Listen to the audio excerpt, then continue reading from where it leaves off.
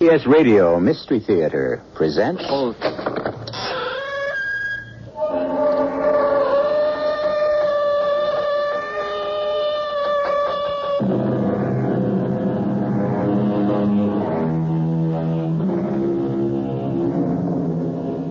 Come in. Welcome. I'm E.G. Marshall. I have a strange and evil story for you. A story of intrigue and murder.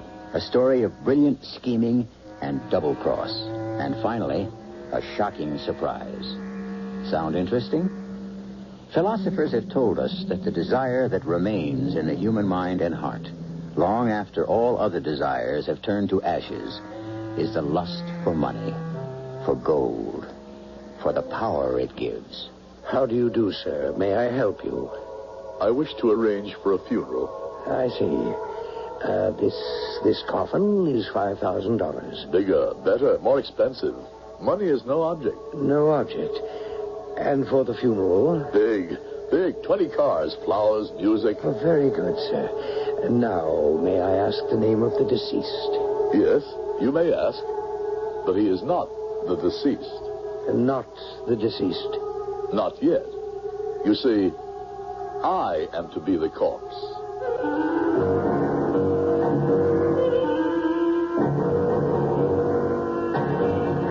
Our mystery drama, Goodbye, Benjamin Flack, was written especially for Mystery Theater by Sidney Sloan and stars Howard Da Silva.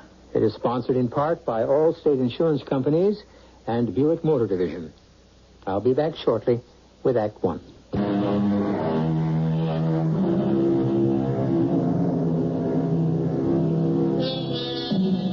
Guthrie Flack took no pleasure in his luncheon meeting with his attorney, Ramsay Powell, at the expensive restaurant which had been his favorite eating place for many years.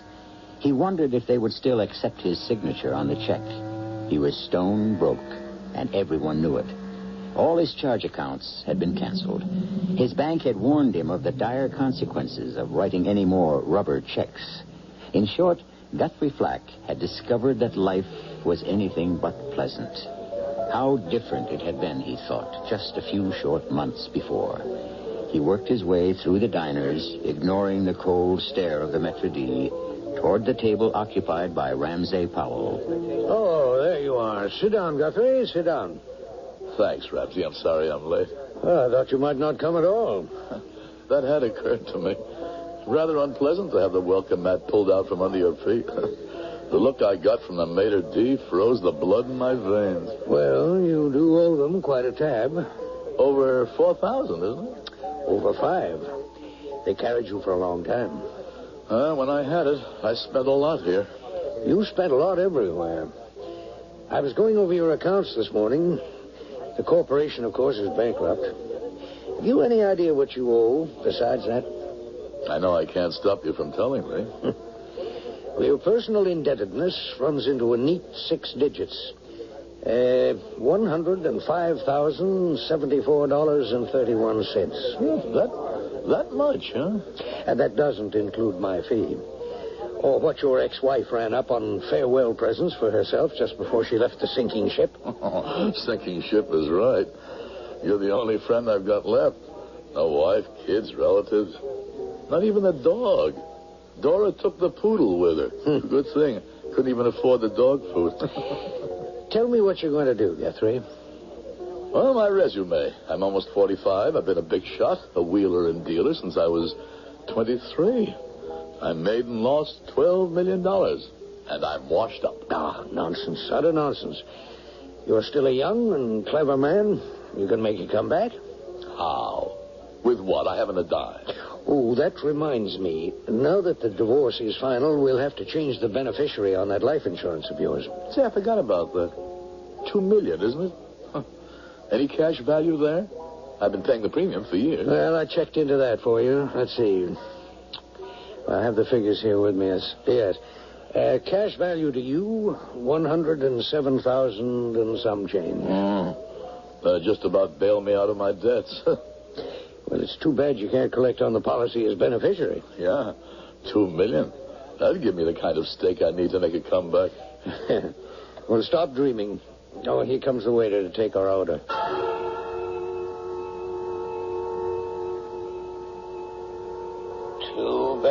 you can't collect on the policy as beneficiary. I made and lost $12 million. $12 million. $2 million to the beneficiary. $2 million. I would collect the money if I were dead. How do you do, sir? May I help you? I wish to arrange for a funeral. I see. Now, this coffin is $5,000. Bigger, better, more expensive. Money is no object. No object? May I ask the name of the deceased? Yes, you may. But he is not yet deceased. Not yet. I don't understand. I am to be the corpse. I am preparing for my own funeral.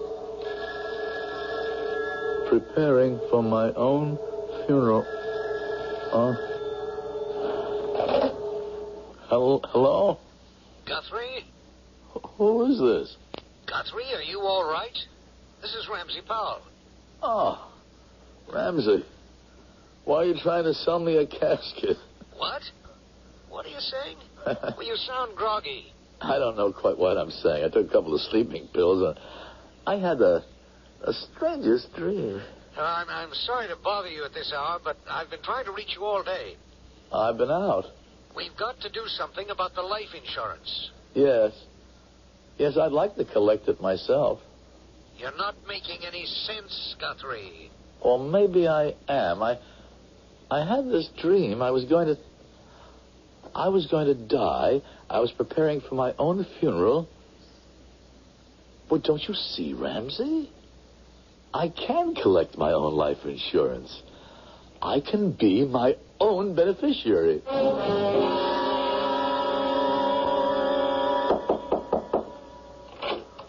What do you want? I'm looking for a Benjamin Flack. No one here by the name. Hey, wait. Get your foot out of the door. Wait, please.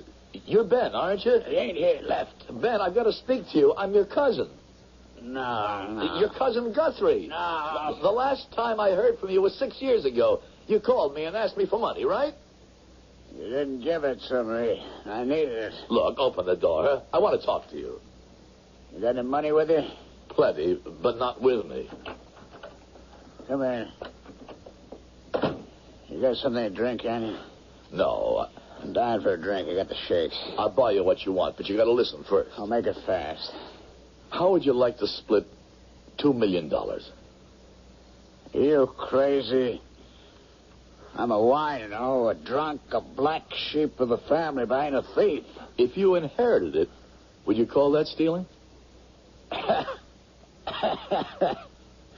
Who's going to leave me that kind of cash? That's almost funny. Me inherit. Family wouldn't even admit I existed for the last 10, 15 years. I'm going to leave it to you, Ben. I have a big policy. You're going to be my heir. $2 million. You're the only relative I've got. What kind of game are you playing with me? You're a lot healthier than I am. You'll outlive me by 20 years. I don't intend to.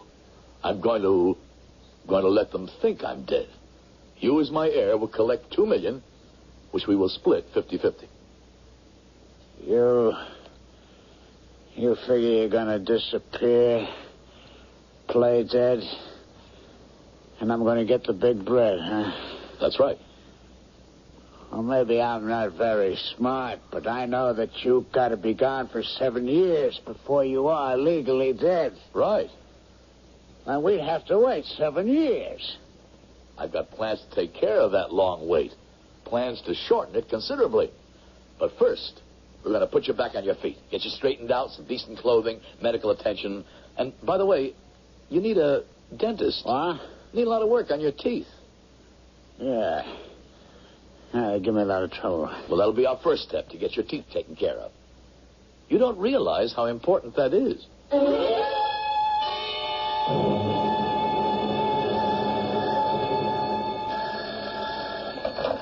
Hello?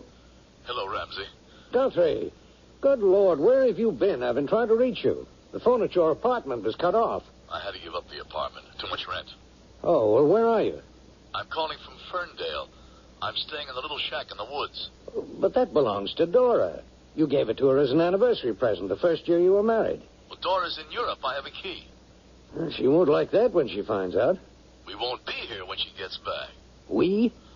My cousin Benjamin is staying with me here. I never knew you had a cousin. You said you had no relatives. Well, family didn't like to talk about it. Ben never brought much honor to the family name. I see. No, you don't see. I can tell by the way you said that you're puzzled. Well, as a matter of fact, I am, but having known you all these years, I've come to expect... The unexpected. Yes. Well, you said I needed a new beneficiary for my $2 million insurance policy. I have one. My cousin, Benjamin Flack. I just signed the form, put it in the mail. Any objections? No, none. Just what have you got on your mind, Guthrie? On my mind? I don't understand. I think you do. I must warn you that fraud is a very serious crime. Just remember, Ramsey, you are my attorney, and the conversation between attorney and client is privileged, confidential, not to be repeated. What about the attorney's personal thoughts? I can't keep you from thinking, Ramsey, but your thinking had better not be put into words.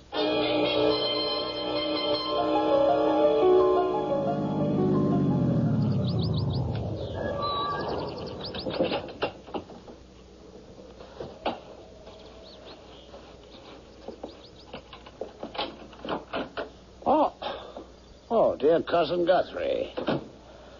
Beautiful day, isn't it? You took your time about getting back here. Well, after the dentist, I felt rotten. I thought he was going to drill right through my jaw. So after you left him, you went looking for a little liquid refreshment. Right. I even had one or two nips to brace me for the pain before I went in. I see. What else you do in town? Say, that reminds me. Why did I have to give your name to the dentist? Pretend I was you? Did you give him my name? Yeah, because you told me to. Why? Well, you see, my credit is still good out here. They don't know how broke I am. So? Well, I figured if you used my name, they wouldn't know you and ask for cash. We're a little short of cash, as you know. What about the old car? Why don't we sell that? We need cash. It isn't mine, it's Dora's. Uh-huh. Say, you want to know something? What? I just thought of it. You and me look very much alike. Look in the mirror. Come on. Stand next to me. Look. Don't we? Yeah, well, we're about the same age. Oh, 6 months. I'm almost 6 months older than you are. Yeah, I remember. Hair, the same color. I've got a little more than you. No, you haven't. Say, I just remember something. Your mother and my mother, they used to call us the twin cousins when we were kids. I don't remember that. Oh, sure. My mother used to say to me, we're going to visit your twin cousins. She always called you that. Yeah, well, maybe she did. I don't remember. Oh, she did. They're dead now. All of them dead. Except us. You're getting too gloomy. Stop talking about the dead. Yeah, you're right, Cousin Guthrie. I'm going to cheer me up with a drink. Yep. You and me look very much alike. I notice you're even parting your hair on the right side now. I always parted it on the right. Oh, no. You wore it straight back. Maybe I did. I don't remember. Well, I do. By the way, I've been having a little trouble with a filling in one of my back teeth. The dentist any good? Oh, great. Just great. Grate. Going to see him yourself? Yeah, I think I'll go tomorrow. Well, who are you going to tell him you are? Me? Not a bad idea. I'll be Benjamin Flack, recommended by my cousin Guthrie Flack. Yeah. Somehow or other, I don't like the sound of that. No. It's all part of the plan, Ben. You're going to collect $2 million. When you're dead. When they think I'm dead. How are you going to make them think you're dead? I don't know yet. I still have to work that out. You got to find a body to have real proof. You know what I think? No, what do you think? I think you already have that all worked out. I wish I did. What if you became me? Like you're trying already. Changing the way you comb your hair. No. Don't talk nonsense. Nonsense, huh? Look, you become me, Ben Flack. I become you. Now I'm Guthrie Flack. And I died. So you're now Ben Flack. You collect your own insurance, and I get nothing. You know why? I'm dead. You killed me. Do you think I... For $2 million? Oh, yeah. So would I. You got it all figured out. And I should have guessed it from the beginning. Cousin, I was slated to become the corpse to get you the insurance money. That's very clever of you to work it all out. What are you going to do now? Yell for the police? Oh, no, cousin. We're going to go ahead with your plan. But with different results. You are going to be the dead one. Ben, stop. I'll kill you. No, you won't.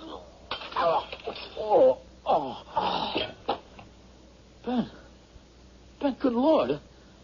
I killed him.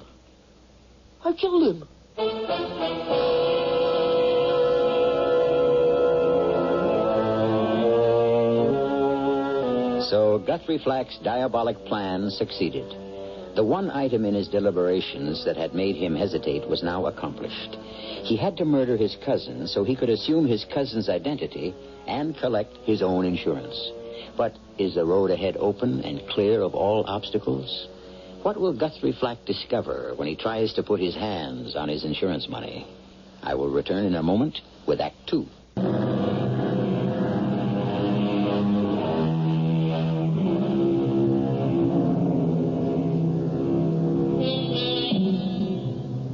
Guthrie Flack, in a cool, orderly way, set about establishing the accident that was to be reported to the police. He exchanged clothes with his dead cousin, careful to leave all of his, Guthrie's, identification in the pockets of the dead man.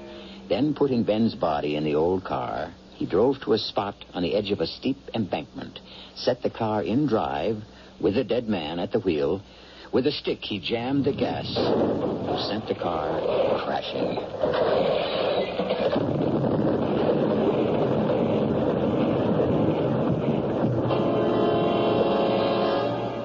Hello, police. I just witnessed an accident. I was driving on Route 43B about 10 minutes ago. I saw this car ahead of me weaving all over the road. Man must have been sick or drunk. Then he crashed through the guardrail. Car went down an embankment, exploded. I couldn't do anything for him. I called as soon as I could get to a phone.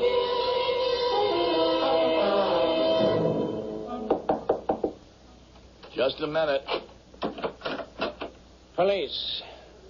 Anything wrong, officer? Well, there's been a bad accident. A man killed. The car was traced... Killed? Burned in the crash. We were able to find some identification. Do you know a Guthrie Flack? Guthrie? He's my cousin. Your name? Benjamin Flack. I was staying with him here. I see. Well, would you mind coming with me to make identification? No. So as soon as I get my clothes on here, I've been asleep.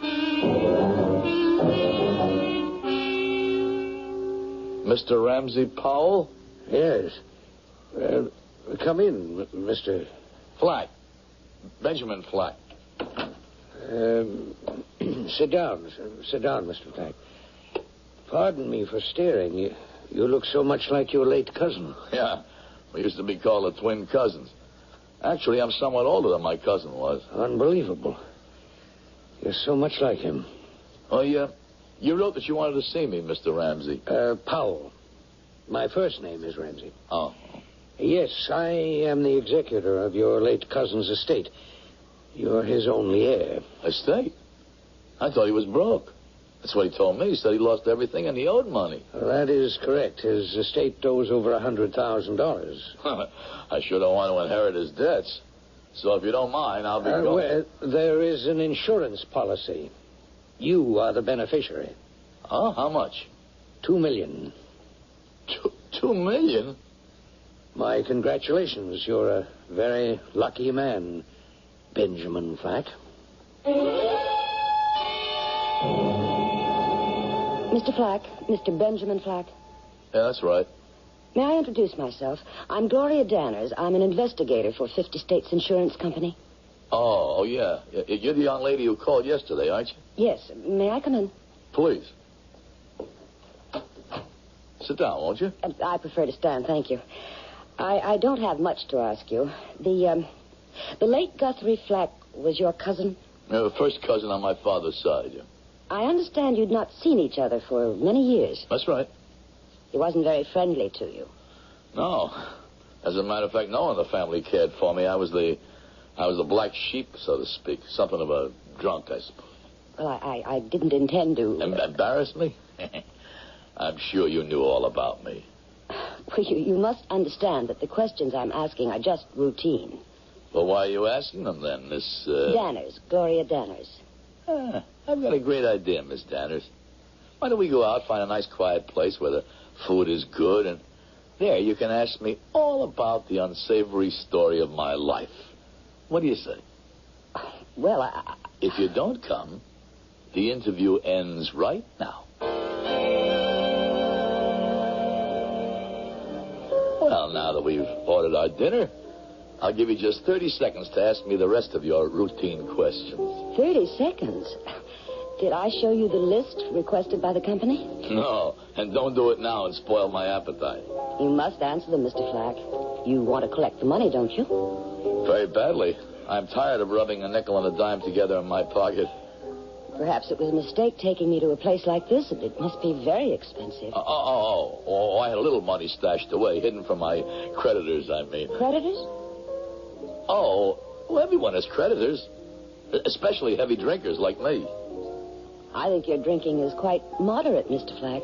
One cocktail since we've been here? Well, I've decided that since I'm going to be a very rich man, I'd stop trying to ruin my liver. Oh? Well, now that I have something to live for. The inheritance? Yeah.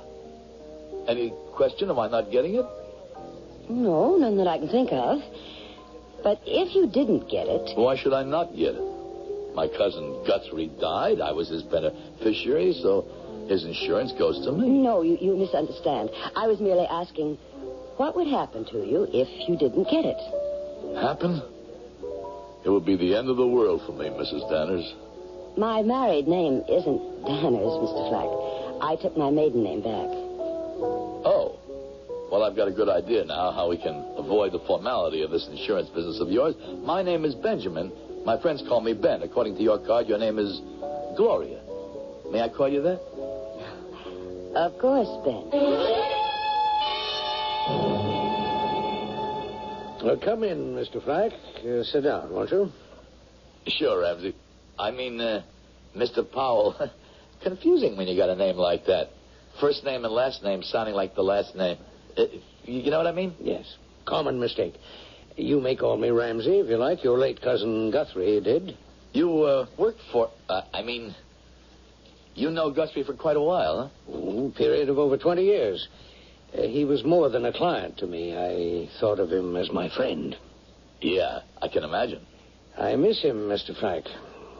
Your cousin was a very interesting man with a very exciting imagination. Yeah? I didn't know him too well when he was way up there. I only got to know him the last few weeks of his life.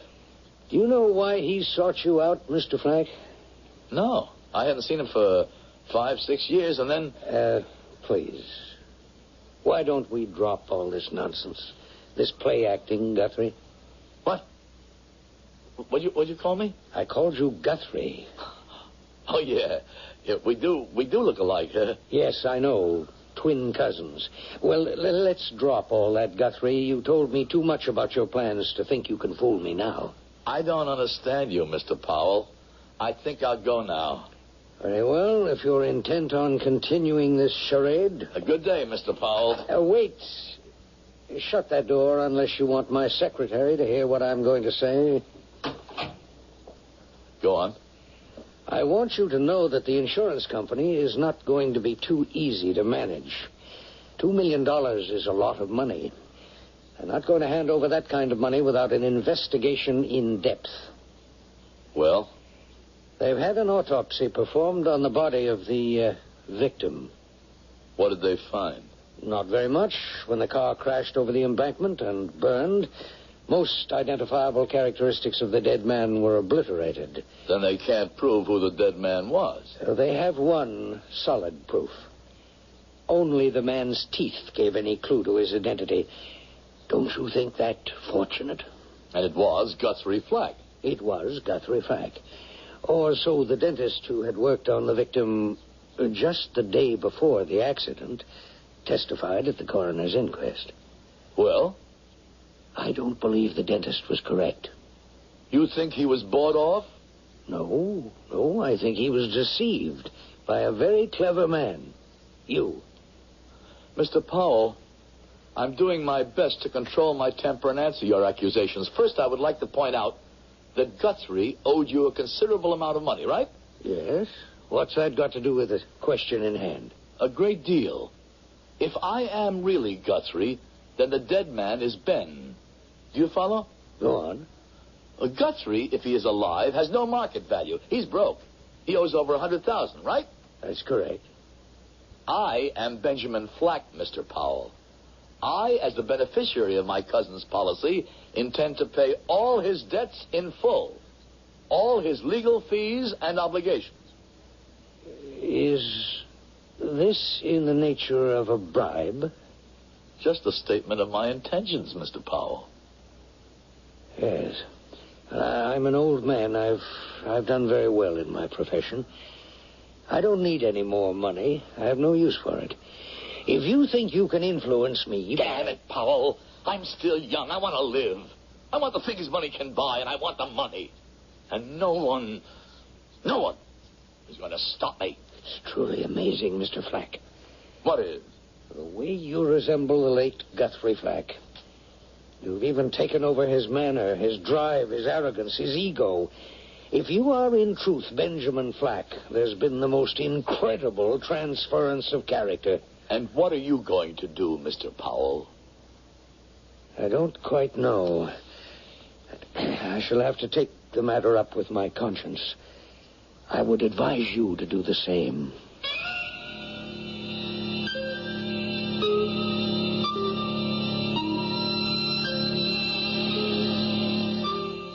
Conscience?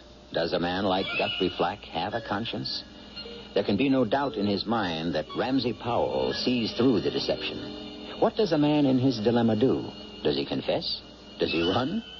Be assured, Guthrie will not confess, and he will not run. It isn't in his nature to surrender. I'll be back in a moment with Act 3.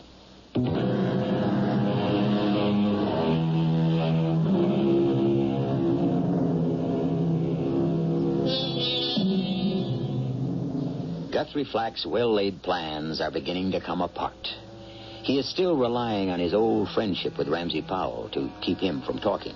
Also, he has another ace up his sleeve, the rule of confidentiality between attorney and client. He is also depending on this ancient law to protect him, to prevent Ramsey from going to the police.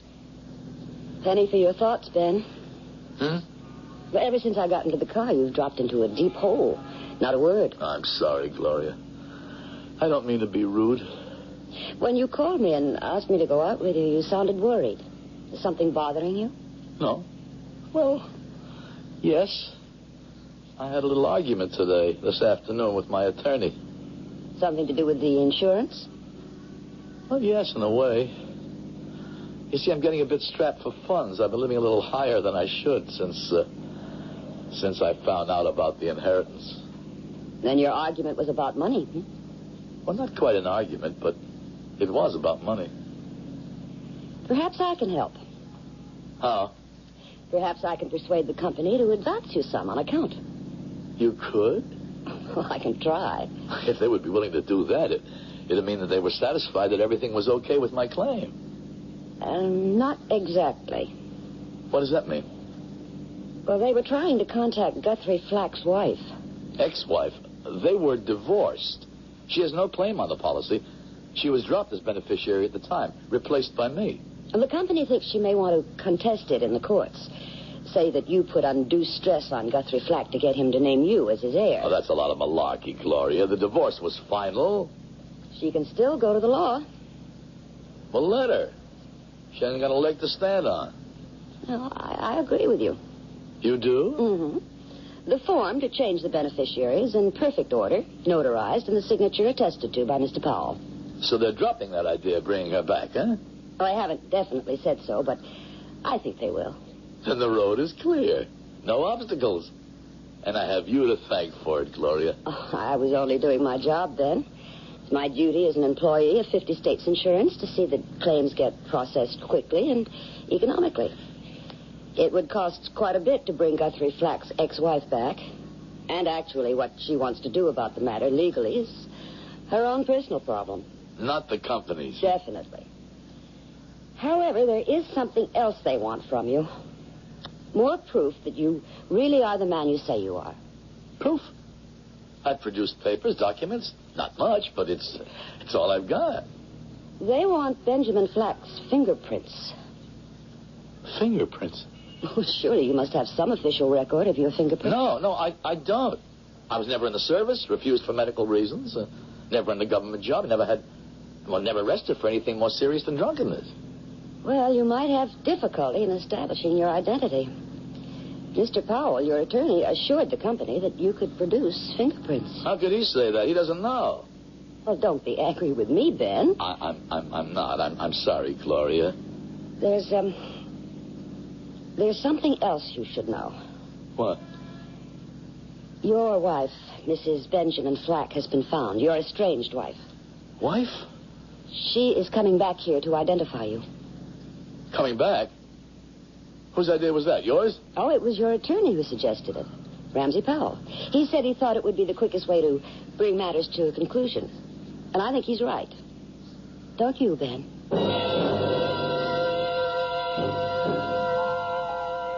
I've been on this phone trying to reach him for 2 days. When will he be back? Well, how ill is he? This is important. I'm a client of his. A serious matter has come up, and I must... Yes, I've tried him at home, but his servant or nurse or whatever tells me that he can't speak to me. Well, I'm sorry to have taken up so much of your valuable time.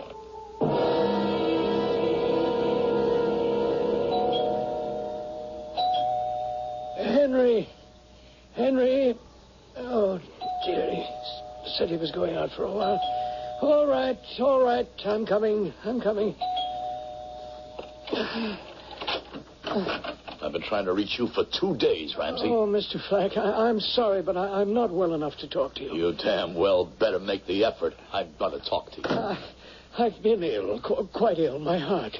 You've really decided to cut me down, haven't you? I don't know what you mean. It was your suggestion to have Mrs. Benjamin Flack brought here to identify me? I thought it would expedite matters. You thought it would put the finish to my plans. That's what you wanted to do. As my attorney, you couldn't accuse me. You couldn't violate the confidentiality of client and attorney. But you could get me by bringing her here to identify me. Mr. Flack, why should having your estranged wife here upset your plans? Okay, Ramsey, let's cut out the pretense. You know I'm Guthrie. You've known it all along. Yes. You know what'll happen when Ben Flack's wife sees me? Yes. What is the old expression? The jig will be up. You're going to keep that from happening. How? They've already sent for her. You're going to say that I am really Ben Flack, no matter what she says. I can't help you, Guthrie. You've committed murder. Cold-blooded, premeditated murder. And for what? For money. No, you got it wrong. It was self-defense. Well, however it happened, you committed murder. You planned to kill him. And you succeeded. If you turn away from me, Ramsey, I'm finished. What can I do? If you can pray, if you have a God, pray for forgiveness. No, listen, Ramsey, please. You've got to help me. For all the years we've known each other. For all the years. But actually, Guthrie, I haven't really known you at all. Not at all. You're not the man oh, my heart. Guthrie, the pills. In the top drawer of that desk. Get them quickly. This what you mean? Yes. Give them to me. If I do... Guthrie, please. I can't bargain with you. I'm dying. Please give me the pills. Get them yourself.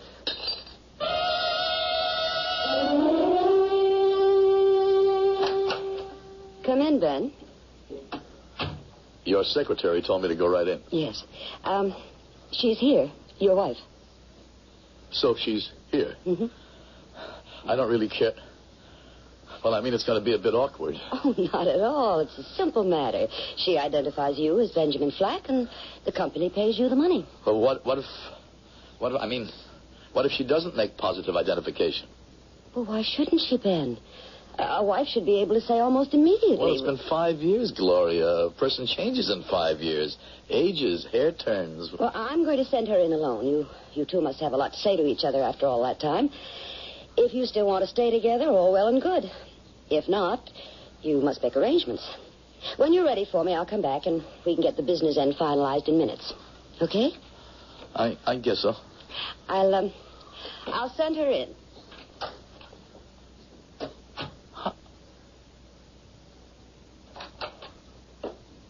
Hello, Ben.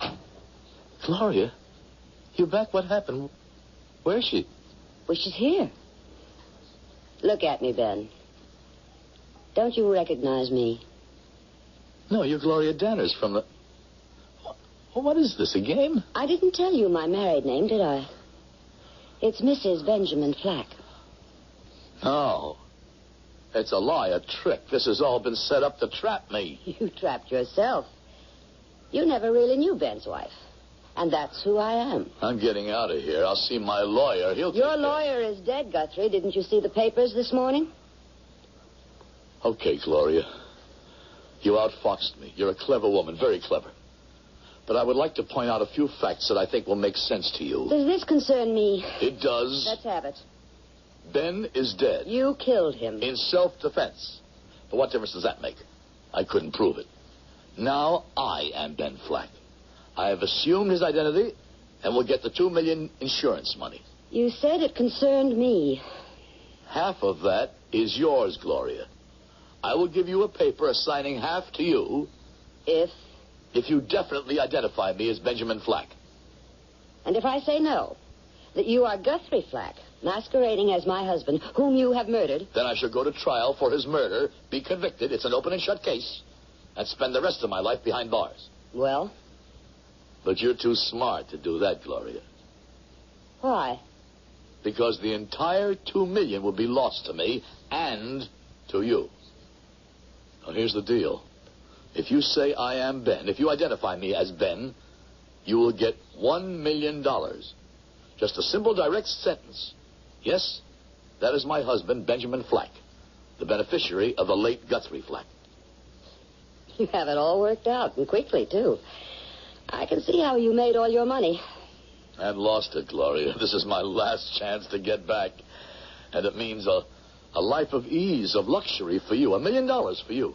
No deal, Guthrie. You'd throw away $1 million? Yes. Because I want it all. I won't share. But you can't get it. If you refuse me, if you intend to expose me as a fraud, a murderer, you won't get anything. Guthrie Flack will still be alive. Therefore, no beneficiary. No, you are wrong. I will identify you as Ben. And you will give me all the inheritance. And do you know why? You'll turn me in if I don't. So what? It's your word against mine. No, my side is stronger. The insurance company knows I am Mrs. Benjamin Flack. That's why they hired me. To find out if you were an imposter. And what's more, I've just recorded our entire conversation, just for my own protection. Very incriminating. Recorded? So, if I use the tape, you will stand trial for murder. I shall not use the tape unless you force me to. I see. Just one more thing before I positively identify you as Ben Flack. This paper. It turns the entire inheritance over to me. Would you please sign it? Do I have a choice now? None. And now, goodbye, Benjamin Flack.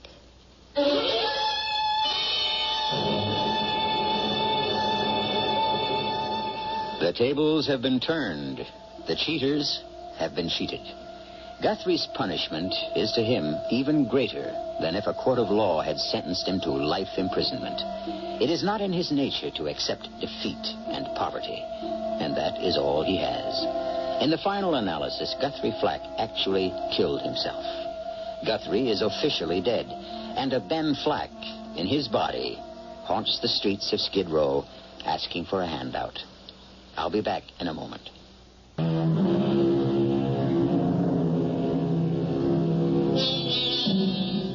One last word about our story. What now happens to Gloria? Is the $2 million she will receive free from sweaty sordidness? After all, she was also guilty of perpetrating a fraud. Ramsey Powell told Guthrie to consult his conscience. Perhaps a bit of soul-searching might change Gloria. But that is another story. Our cast included Howard Da Silva, Joan Lovejoy, Court Benson, and Ralph Bell. The entire production was under the direction of Hyman Brown. And now, a preview of our next tale. With envy and anger, an evil spirit endured the din of revel until the fiend of hell, Grendel the monster mighty, in moorland living, in fen and fastness, stirred. Who is Grendel, Dash? A monster child of the sea hag, hater of Beowulf and his thanes. I know. But who is Grendel now? Who is the monster you dream of? He is a demon, full of hate, waiting to spring upon the innocent. Who is he in your life? He is no one. He cannot be. He is no. Radio Mystery Theater was sponsored in part by True Value Hardware Stores and Luden's Medicated Cough Drops. This is E.G. Marshall inviting you to return to our Mystery Theater for another adventure in the macabre. Until next time, pleasant dreams.